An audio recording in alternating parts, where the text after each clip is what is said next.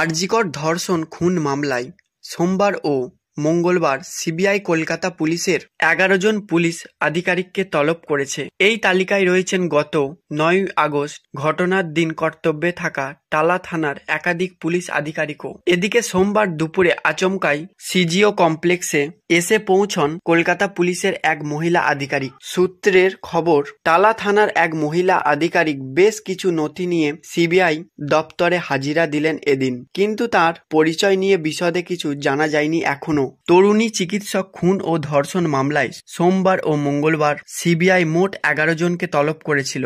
জানা গিয়েছে, গত ৯ আগস্ট আরজিকর হাসপাতালের পুলিশ আউটপোস্টে কর্মরত থাকা কলকাতা পুলিশের মোট ১১ জন পুলিশ কর্মীকে তলব করেছে সিবিআই। এই ঘটনার তদন্ত নেমে সিবিআই কলকাতা পুলিশের থেকে যাবতীয় তথ্য সংগ্রহ করেছিল। তার মধ্যে অন্যতম ছিল ঘটনার রাতে আরজিকরে আউটপোস্টে কর্মরত কলকাতা পুলিশের কর্তব্যরত পুলিশ কর্মীদের নামের তালিকা। সেই নামের তালিকা দেখেই সোমবার ও মঙ্গলবার সিজিও কমপ্লেক্সে হাজিরার নির্দেশ দিয়েছে সিবিআই। মূলত তাদের বয়ান রেকর্ড করা হবে বলেই সূত্রের খবর। গত বছর ৯ আগস্ট সকালে আরজিকর হাসপাতালের ৪তলা সেমিনার হল থেকে উদ্ধার হয় সেই হাসপাতালেরই তরুণী চিকিৎসকের দেহ। পরে জানা যায় ওই জুনিয়র চিকিৎসককে ধর্ষণ করে খুন করা হয়েছে। প্রথমে তদন্ত নামে কলকাতা পুলিশের এক সিভিক ভলেন্টিয়ার গ্রেপ্তার হয়, তবে এই ঘটনায় আরো অনেকে যুক্ত থাকতে পারে এই সন্দেহ প্রকাশ করে চিকিৎসক সংগঠনের সদস্যরা। ফলে হাইকোর্টের নির্দেশে